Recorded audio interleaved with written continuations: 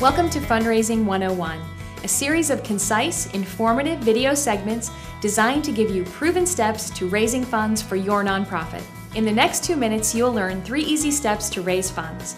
In this segment, we'll cover acknowledging your donors, stewarding them to higher levels of giving, and evaluating your results to plan your next project. First, make acknowledgement letters as personal as possible, and make sure to describe in specifics how a donor's gift made a difference.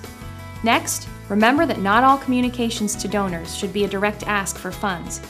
Be sure to send informative pieces that provide progress reports, accomplishments, and new challenges. Then, evaluate your results. If you've tracked donations and responses adequately, you'll uncover opportunities to engage your donors on a deeper level. For more tips on raising funds for your nonprofit, be sure to watch our next segment.